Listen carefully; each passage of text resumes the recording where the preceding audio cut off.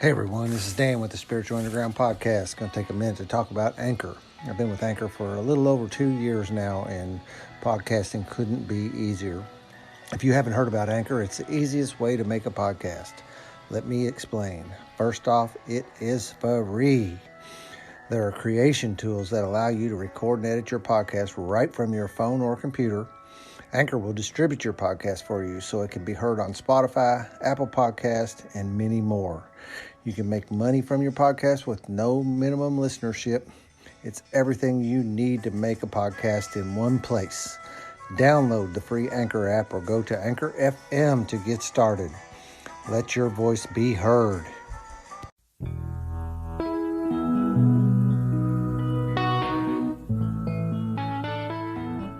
Hey everyone, this is Dan with the Spiritual Underground Podcast. Keep on doing these indoor ones, and by indoors I mean not in the wood shop.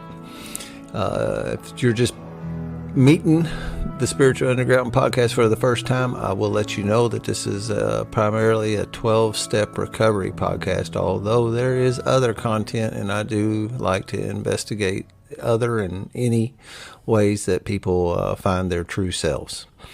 It's all about healing. And whether that's from the wreckage of substance abuse, alcoholism, to whatever may have caused you to retreat from who you really are inside. That's what we're about here, is to help find those avenues to heal those wounds and get back to being the real you. So, 12-Step Spiritual Recovery is a book that can guide you in that direction. It is the 12 steps for everyone. It is the 12 steps for people who don't fit in the traditional 12-step fellowships. It is for people who are maybe currently in a 12-step fellowship and wants a deeper dive into the work. And it is also for those who just could not seem to get it, in air quotes, get it in AA. I just didn't like AA. This is a back door to the same tools. So we have meetings, Zoom meetings currently, but who knows how long before we go face to face. But my guess is that they will probably be hybrid by then. You can find information on 12stepspiritualrecovery.com. It's all spelled out letters. We have a Facebook page and an Instagram page of the same name. So, and Darren Frank's music's wrapped around this thing, and I'll throw a little hitch in here since we're kind of in a self-promotion mode today. DTMWW.net is my little website that hosts and I need to update that thing, by the way. I need a nudge in that direction to sit down and do that. My little handyman and woodworking business here in the Louisville metropolitan area, I really am convinced that I can fix anything, and I can do all kinds of odd jobs that need to be done around the home, from adjusting doors to hanging new ones to putting up trim to just about anything, plumbing, electric. Not much I can't do. The list is shorter of what I don't do by choice. So that is, you can get with me at dan@dtmww.net, or hell, I put my phone number out here enough times, 502-292-7444. So that is going great. I got a whole wood shop full of woodwork going on, and that's actually where my heart and my compass needle is pointing, is towards having a full plate of wood work to do, so that I get to wake up in the morning and go wander out to the backyard wood shop and work all day. And matter of fact, as you're listening to this, I've been doing that all week long this week, and it's exactly what I want to be doing. So today, along those promotional things, and it's me saying the promotion, not my guest, Holly's here with me, and she's just been up to just tons of cool stuff. I mean, and I was looking at how to name this podcast, and my first nudge was Holly's Explosion, because I don't know that I've ever been aware of somebody have as many, I don't know what even word, as many amazing things happen and going on all at once. It kind of, I think, a intersection of the stars, so to speak. It wasn't planned to all happen at once. As a matter of fact, if it all been on time, it would have been nicely spaced out.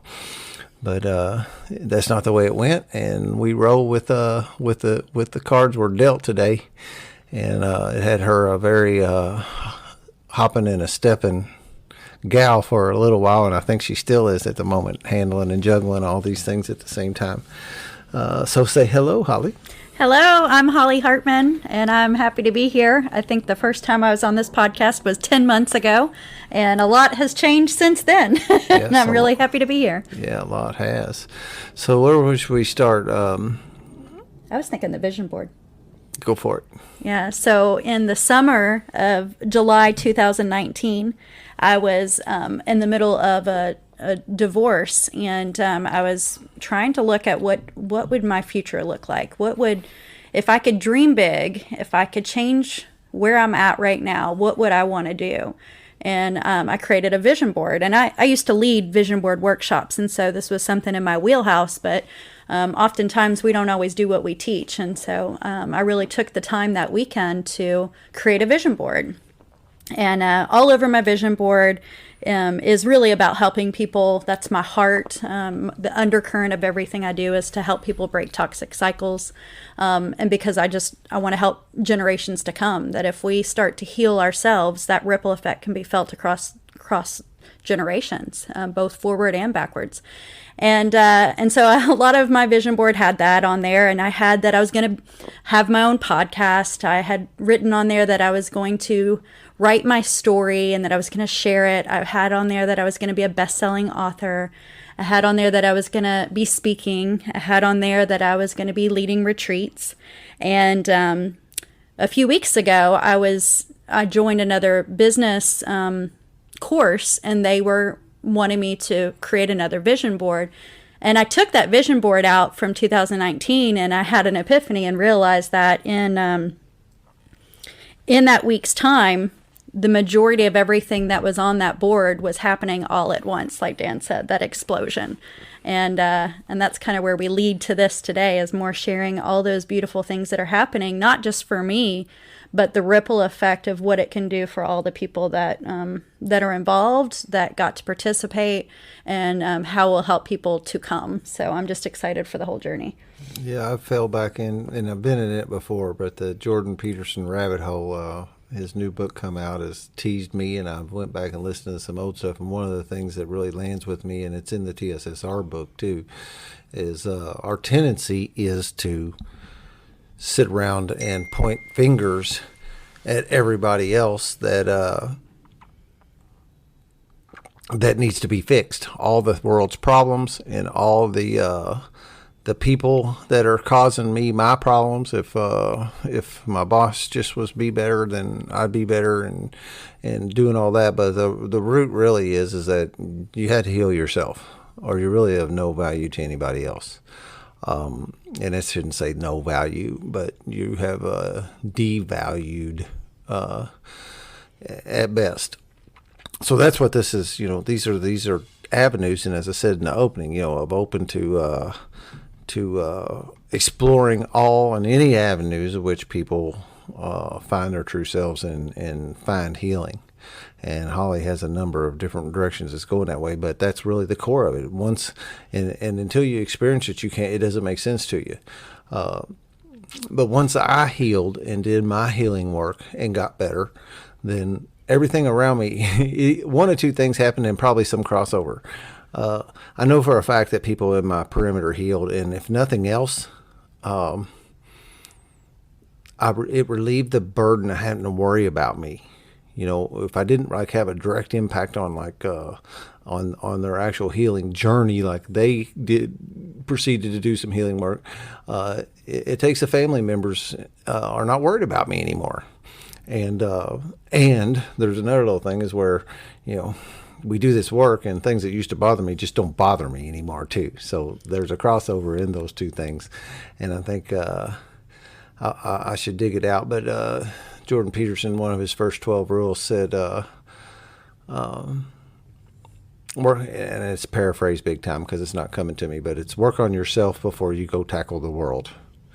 And there are a lot of parallels in there that we talk about all the time. I can't pour from an empty cup. And Yeah.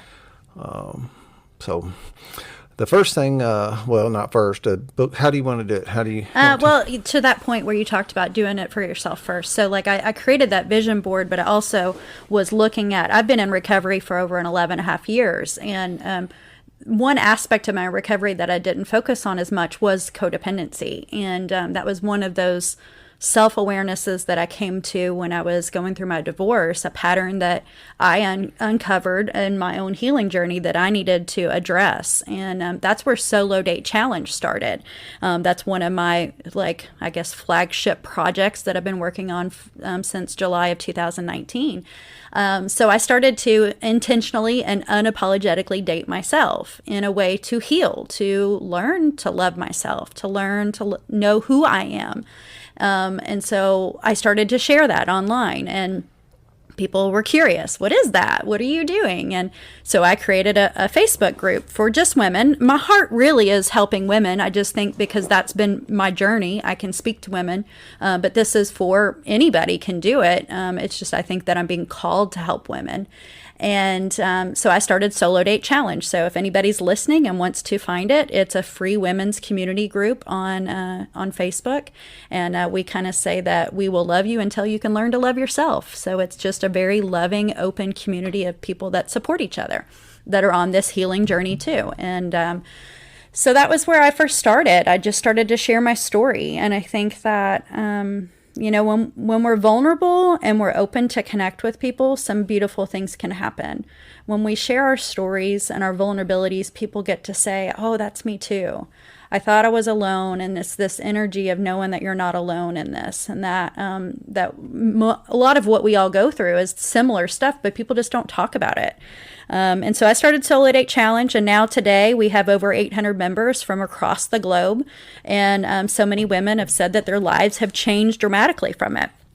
And I've seen it. I've seen just some beautiful shifts in their lives, the ripple effect that's happening in their families' lives and their personal lives, their careers, their all the things. And so I was like, okay, I'm going to do a testimonial of all these beautiful women, because as we share our stories, like Dan does here on his podcast, we can grow from it, hearing other people's story. And so I started to take their testimonies. And as I was doing their testimony, I realized, no, this is the podcast. And so I realized, that goal in 2019 finally came into fruition just about a month ago maybe, and created the Solo Date Challenge podcast. So that was kind of the first big leap after just starting Solo Date Challenge. So speaking of the podcast, I met Holly by inviting her to be on my podcast. I saw what she was up to on Facebook, and as I said, I'm interested in looking at how other people heal, not how other people do, but other avenues by which people may heal. And I don't know, on that very first podcast, and it might even be on the air, she said something about wanting to do a podcast, and I just throwed it out there that I could help you with that. I certainly didn't have any idea that was actually going to happen. And then probably underneath of me, one of the things I'll do is I'll step out sometimes, and then I'm like, oh shit, I shouldn't have done that, because I tend to overcommit myself.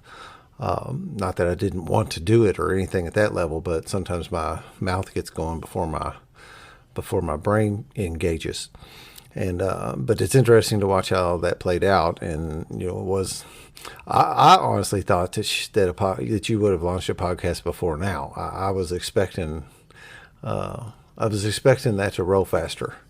Don't know why. The fire that you have, and the way that most of the time when you say I'm going to do something, it happens pretty soon.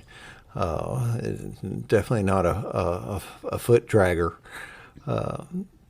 Maybe the most get to it person that I currently know anyway.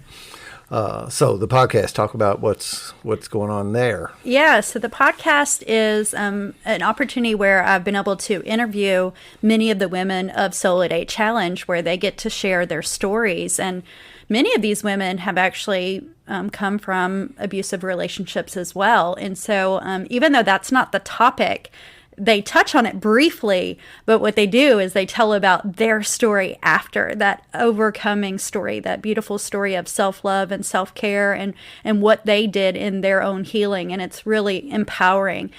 So I have those stories. I'm also talking about how to intentionally date yourself. What are some topics that how we can learn to love ourselves through self-love, self-care, little tips, mindful Mondays where I'm doing guided meditations, because so much of my recovery does include this spiritual healing recovery group that we do, a 12-step spiritual recovery.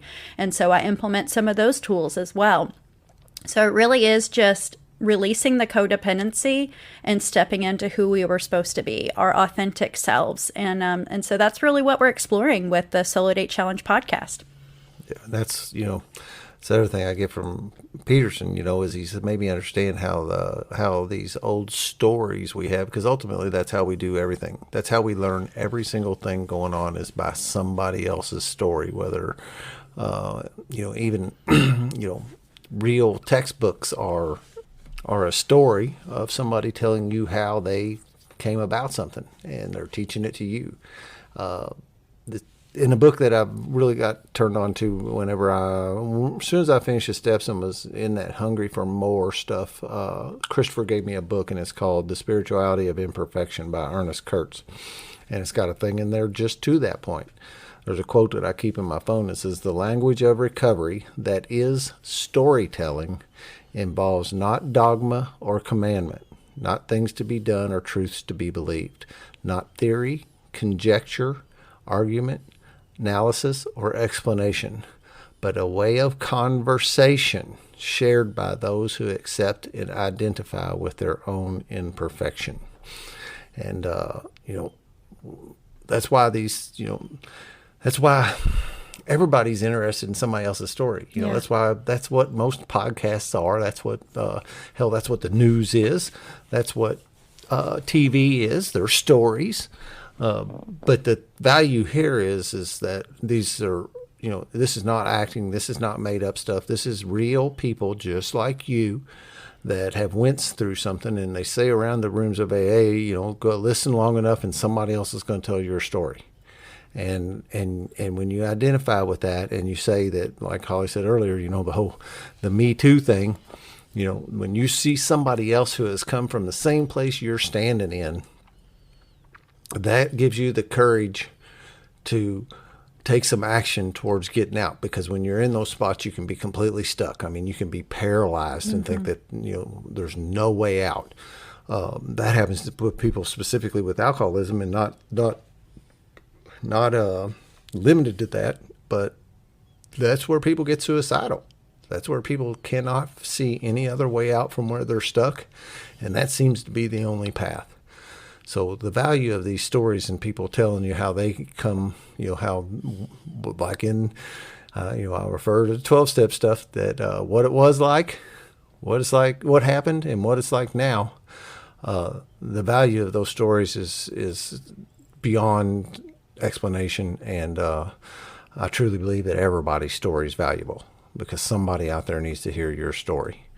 I do remember the Peterson thing now. It says, put your own house in order before you criticize the world. And I even like it better like that, because it tends to be what we sit around and blow off about what all is going wrong in the world, and whatever, whether if the world is your next door neighbor or a country on the other side of the globe, while I'll sit here and waller in my own stuff. It's the same Bible thing of the speck in your brother's eye and the brick in yours, or however it goes. Absolutely. Yeah.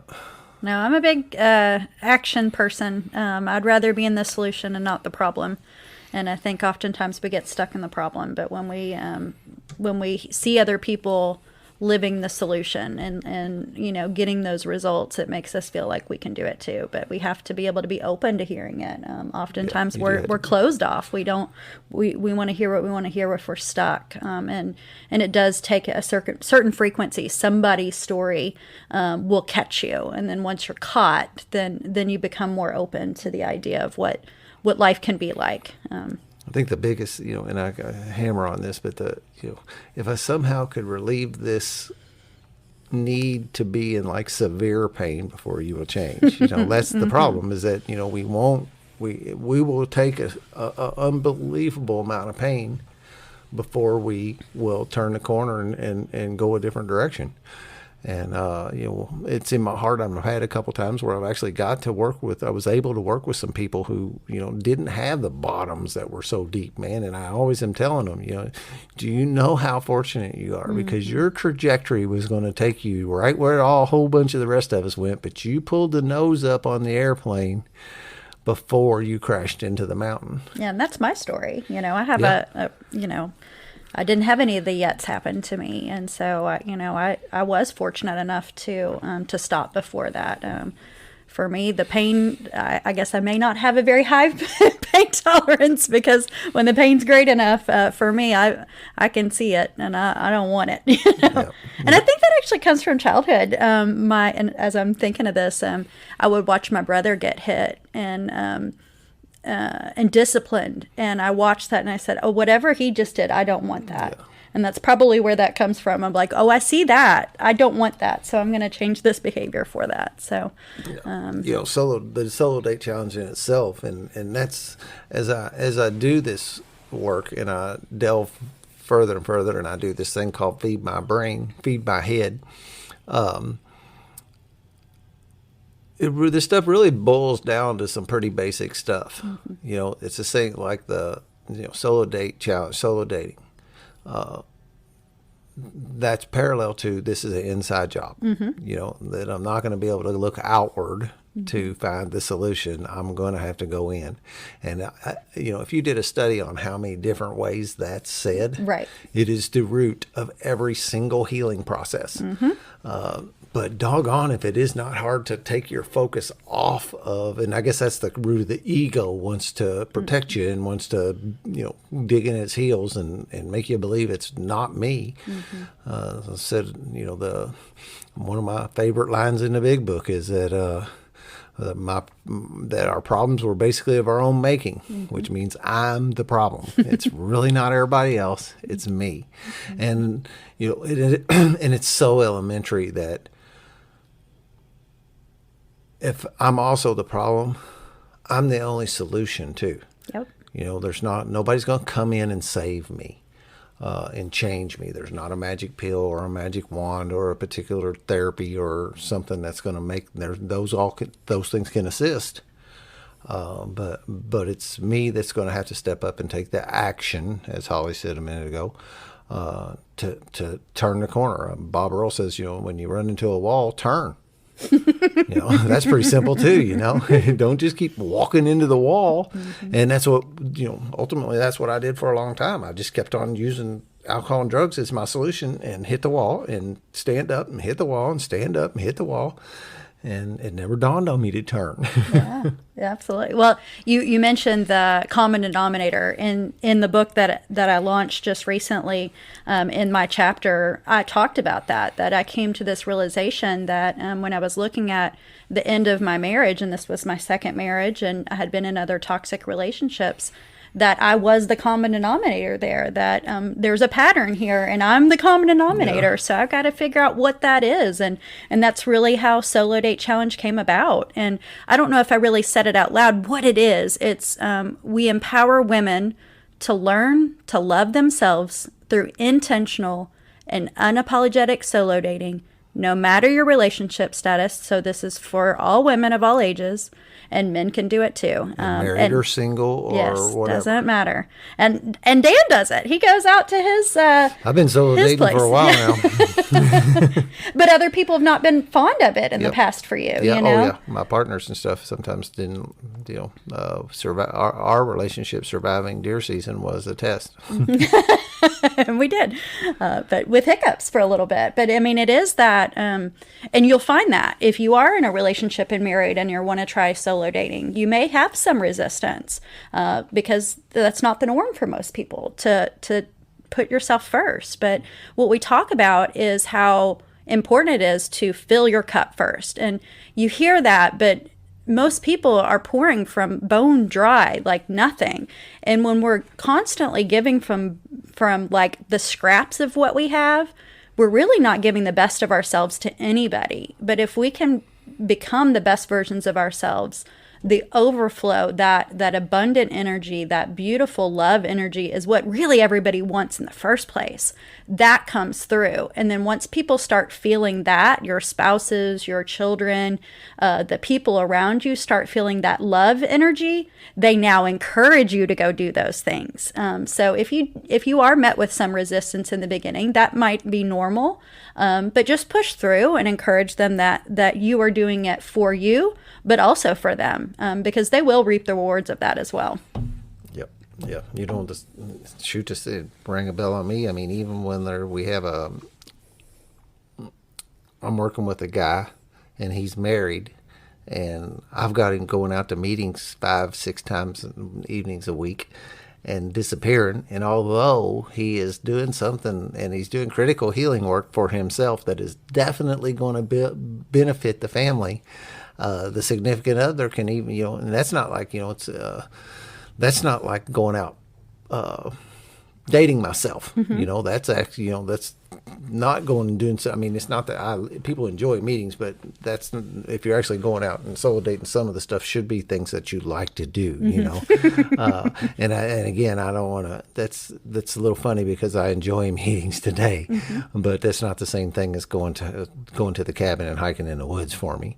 And so then that what my point is here is the resistance that comes up from you going out and enjoying yourself.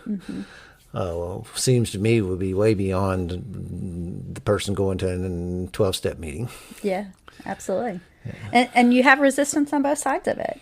But it's oftentimes people don't know who the new you is. So they have to adapt to what that looks like too. And so there's some growing pains. And anything outside of our comfort zone is going to have some growing pains. But that's where the beauty is. That's where life is. Yeah. That's where... Age-old one too. Yeah. No pain, no gain. Yeah. But and it's however much you want to have. I think it's managing your expectations on the front end, knowing that might be the case. But we were talking, I'd like to share a little bit about the chapter that I wrote in the book, because it really is that my story is about that, the common denominator, the thing that I did to heal, what got me in that place, so to speak. And, the book that launched on April 22nd, it was called I Am: How to Release the Shame of Narcissistic Abuse and Transform Financial Poverty to Wealth Beyond Numbers. And it was an international collaborative project. And so there were 14 different authors telling their story, like we just talked about. We were storytellers of 14 thrivers that are professionally serving people on their journeys out of financial abuse and into abundance. And so we all got an opportunity to share a part of our story of healing after narcissistic abuse. But our healing journey, and that we overcame it, right? And it's those stories.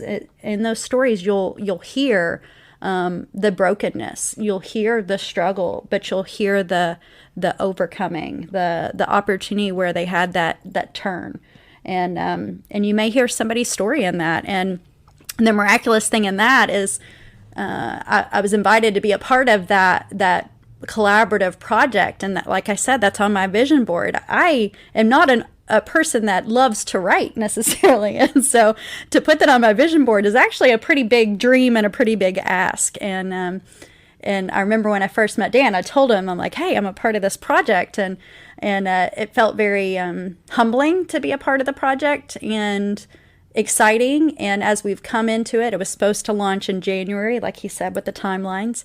What I find is my journey's not always on a timeline like I want it to be. And so it didn't launch then. I was also supposed to be a part of another organization thing in January.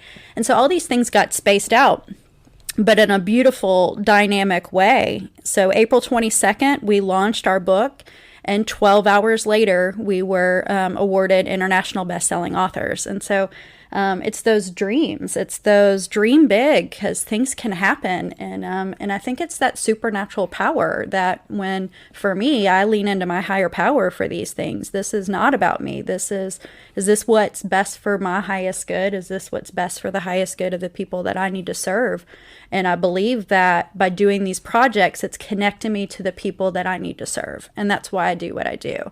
And so I'm just really excited that that book's out there, and that will provide opportunities for people to heal in different ways and hear those stories and connect with them. So you can find that book on Amazon, or look on my website at solodatechallenge.com and take a look at the book. Something else that was beautiful about the launch is that we partnered up with a company called Safe House, and they are creating an app for people in crisis. So many of us have been in that situation, and the app will be a universal app for the United States that if you are suicidal, if you've experienced abuse, if you are, you have alcohol issues, sex abuse, all kinds of different things, you press whatever the crisis is that you're going through, and it will take, and then you go to your state, and then you will have all the resources at your fingertips of where you need to plug in next. Because oftentimes what I find is when people are experiencing trauma, they don't know where to go next. And so that app by Safe House will be coming out and launching in May. And it will help thousands and thousands and thousands of people get connected to where they need to be. And I think that these podcasts help people get connected. The book helps people get connected. There's resources abundant. So if you're open to them. Yeah, you talked about something earlier, and it triggered another thing, is that we have to aim at things. Mm-hmm. If you don't, there is a real weird dichotomy about this thing about allowing my higher power to guide my life. But at the same time, I cannot hit a target I'm not aiming at. Mm-hmm. What I found is some kind of combination of a light, and I can't even say light because it's not that really, but point my intentions in a direction and take some action that way. And what, like Holly's talking about, and what has happened for me, is that I believe the universe has conspired to guide me in the direction I'm aiming. But I know that there's places in that where I could dig in too tight and try too hard, and then to get into where I'm trying to force something to happen. And it's just wonderful when you get these God nods, and that when things fall into place for you. The dominoes just fall right in the direction you need them to go. Excuse me, by by what appears to be no real understandable reason. Yeah. I know that's happened to me for sure. Yeah. The book again, say the name of it, and where people can find it once more. Yeah. And I'll put together some stuff for the show notes too, so we can get some links and some stuff, because I know it's real hard to keep track of this stuff like this, but also the verbal. Yeah. The book is called I Am: How to Release the Shame of Narcissistic Abuse and Transform Financial Poverty to Wealth Beyond Numbers. And it can be found on Amazon right now, but I also will have a link on my website. So you can go to solodatechallenge.com, and that'll get you a direct link to the hard copy book, because right now on Amazon, the Kindle version is the only thing available. Okay. So, well, is the hard copy available yet? It is now. Oh, yeah. It is. Okay. Mm-hmm. Just became available yesterday. Cool. Very, very cool. So we got do you want to talk anything about a future podcast? Yeah. So when I was talking with all the women, and this was a beautiful thing that happened with this book collaboration. We're with 14 women that have been on their own healing journey. And the collaborative product of having 14 people that are doing this work together was the energy I don't know if I've ever felt before. Of the fact that the project got to bestseller within 12 hours is a testament to all of us women collaborating together. And I don't know if I've ever collaborated with a group of women that effectively before. And what we uncovered is that while the book is about recovery after narcissistic abuse, all of us are healers in the book. We all have a healing modality that will help people outside of that. And so we came up with a concept for another podcast that we'll be launching probably next month. And it's called Welcome to the Healing Playground, where healing is fun and releasing shame can be done. And so we're going to be really talking about all different healing modalities for whatever you have going on.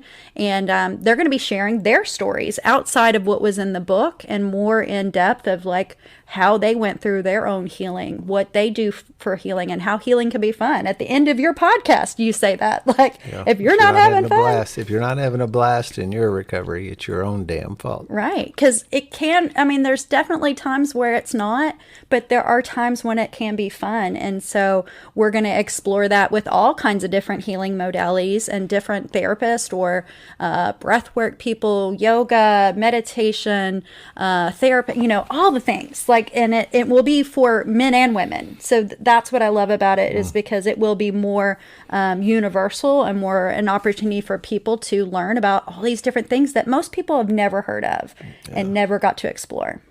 Well, there's definitely a place for gender specific healing, and you know there's but also co-ed, for lack of a better term. So I like to hear that part of it. That's what, like, with, and I don't, you know, and you talk about solo date challenge can be for either sex also, but its main aim is at women.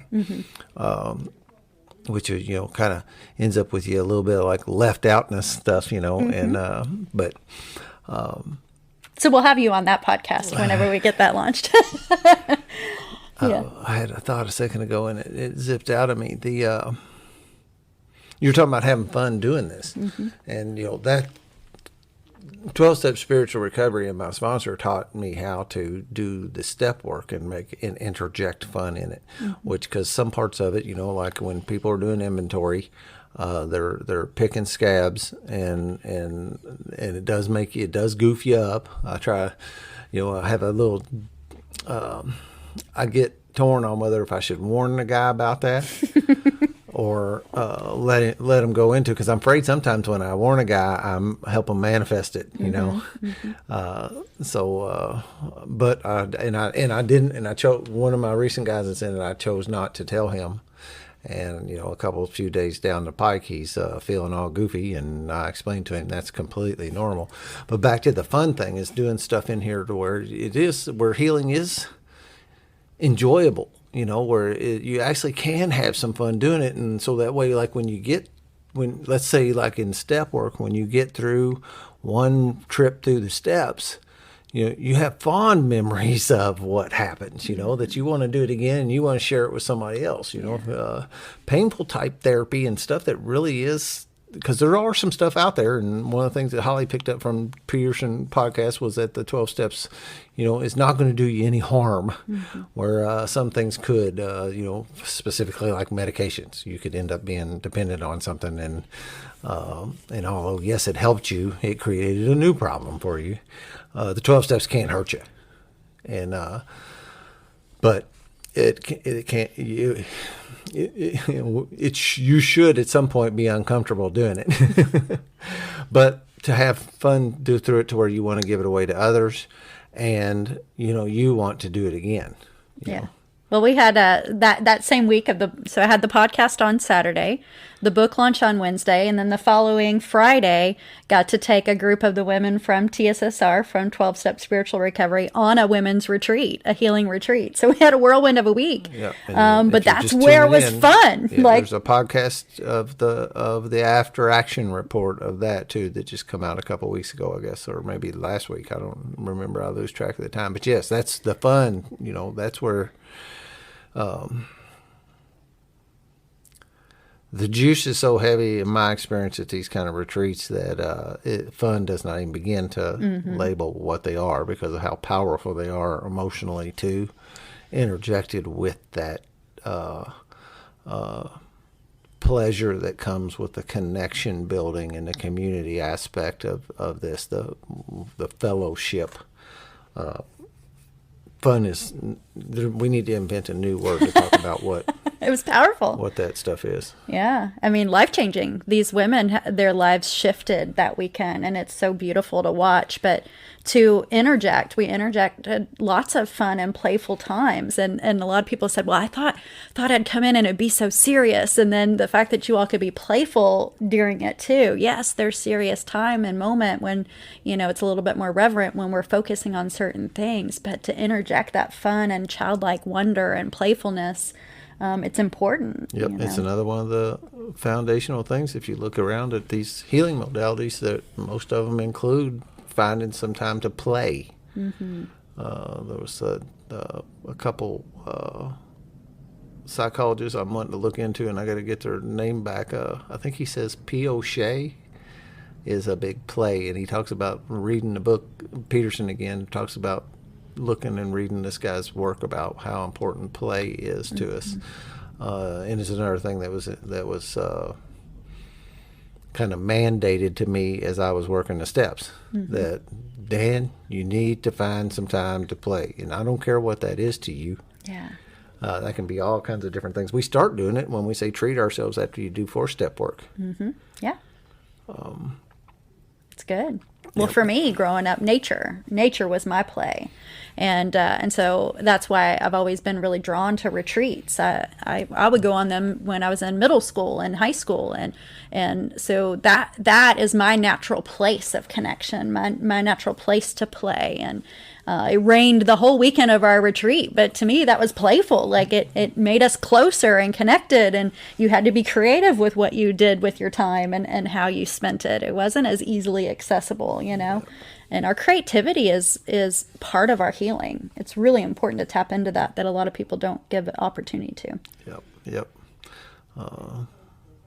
And my retreat is 2 weeks away, I think, from this weekend. So that's and I say mine. I don't feel like it's mine, but it is on my property, and I am the one that coordinates it. And so it just feels funny to like claim it that way. And that was, I've talked about it a ton of times on here. It just is magical, and just another one of these. I never set my sights on doing this one. There never was any aim involved in that miracle in my life. But it's definitely it's been life changing for people, and those kind of events bring people in like nothing else does. It's 2 years worth of meetings in that kind of community aspect. You get through that kind of timeline of seeing each other every once in a while in the evenings, and once a week, twice a week, whatever in the evenings. It compresses down, and deep, long-lasting connections are built. Amazingly fast over a weekend. People feel like it just builds connections beyond it. I don't have words. Yeah, just unreal. Well, I was at I love going to conferences, and for me, like Dan was talking about, feeding your brain, feeding your mind. I'm always loving to grow and explore. And I went to a conference in Florida. This was probably like 6 years ago, and I saw Mastin Kipp talk, and he did a guided meditation to help us try to figure out and tap into what our purpose is. And in that guided meditation, it came up that I was part of my mission is to hold retreats. And then, 5-6 years later, I'm in that place where I have this opportunity to help facilitate that. And I did one back in the fall, and I kind of fumbled through it a little bit. People still got the healing that they needed, I believe, in that moment, because I believe my higher power was there with me. But this one was just so much different because we doubled the size of what we had the last time. I think some people kind of knew what to expect because half of the members that were there had been to the first one, and it was different even than that. And so I do feel like I'm stepping into that purpose and calling for me, and that I'm encouraged to do retreats outside of TSSR to help doing different healing modalities for maybe women that have gone through domestic violence and abuse or other healing and recovery. And I see that as something that I can do across the globe. And I'm really excited to do that as part of on my next vision board that I'm doing, throwing it out in the universe. Whoever's listening, if you need a facilitator for a recovery retreat or healing retreat, I'm your girl. Yeah, fantastic one for sure. So what else we have on the docket? Did we touch everything or no? Well, in next month, speaking. actually, the same weekend that Dan has his retreat, I get the opportunity. Yeah, it's this month. It's in a couple of weeks. In Elizabethtown, Kentucky, I am a part of a conference called We Conference, the Women Empowerment Conference in Elizabethtown. They've been doing that for several years, and I was asked to be one of the keynote speakers there. I was very humbled by being asked to do that and excited to be a part of that. If you're in the Louisville, Elizabethtown area, tickets are still available if you're interested, or if you'd like to watch on it virtually, if you're listening from further away, virtual options are open as well, and love to have you be a part of that. And that's what I mean by explosion, because Holly's had a whole lot of really cool things happening all at once, and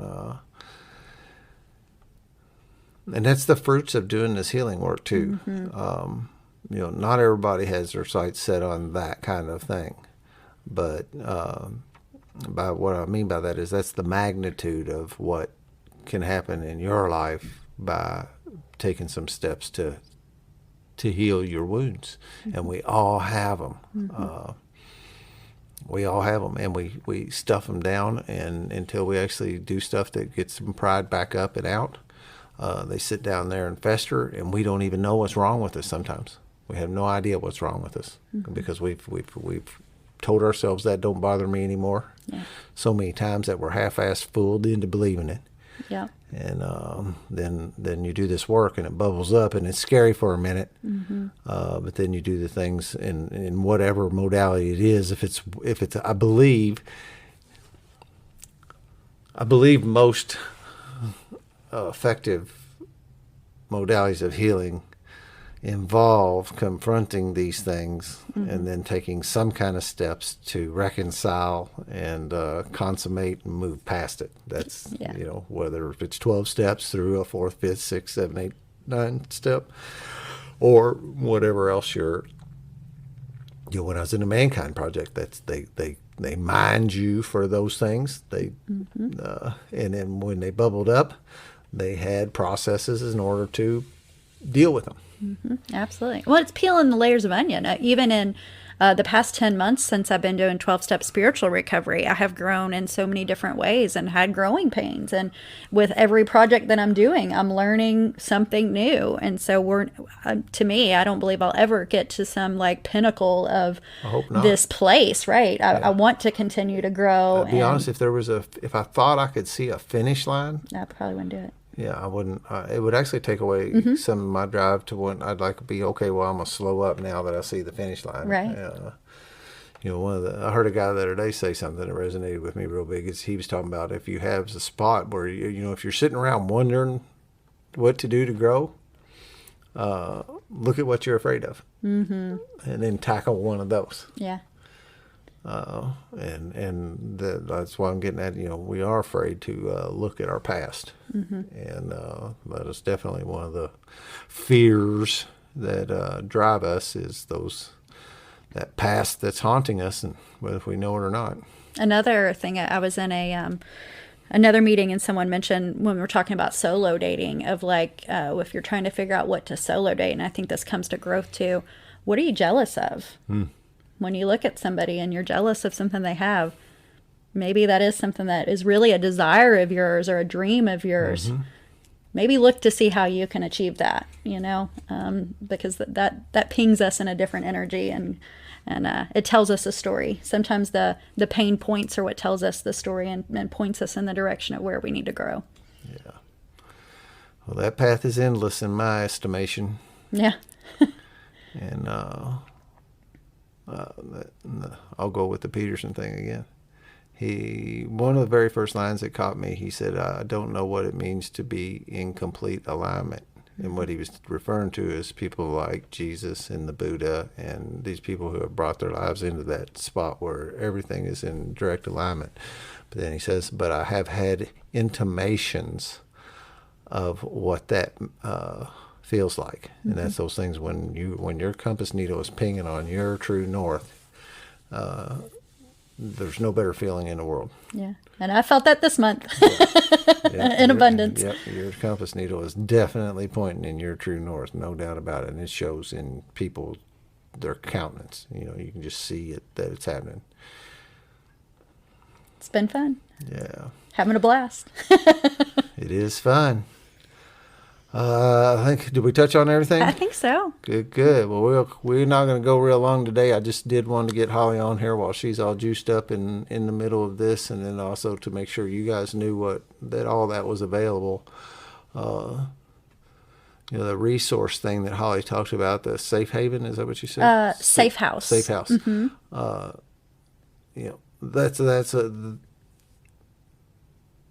That's parallel to what we're doing here, is pointing people to places where you can find that, because when you're stuck, you don't know where to look, and perhaps you just happen to see the wonderful art on my podcast label, on my podcast album, and wondered what it was, and you found your way in here, and that's ultimately that's what I'm trying to do today, is make sure that people know where to go when they need that. Plug 'em in. Shout from the mountaintop. We're here. Yeah, and all these things, a lot of these things that we've talked about are free. Yeah. So many people get blocks. Oh, I can't afford the healing. 12-step spiritual recovery is free. A lot of these books are available on YouTube for free, or, the resources. The Kindle book is not very expensive online. Solo Date Challenge is free. Like, there are so many resources out there, if you're open to it, that can help you get the healing you need. Yep. That's a huge, big block, too. I still say, the amount of healing I've got through the 12 steps in the fellowship and the things that I've done in it would probably take a decade through therapy or some kind of paid thing like that. Mm-hmm. It's phenomenal. Good? I'm good. All right. We'll close her up the same way we do every single one of them. If you're not having a blast in your recovery, it's your own damn fault. And thank you all for allowing Holly and I to participate in our recoveries in this manner tonight. Peace out.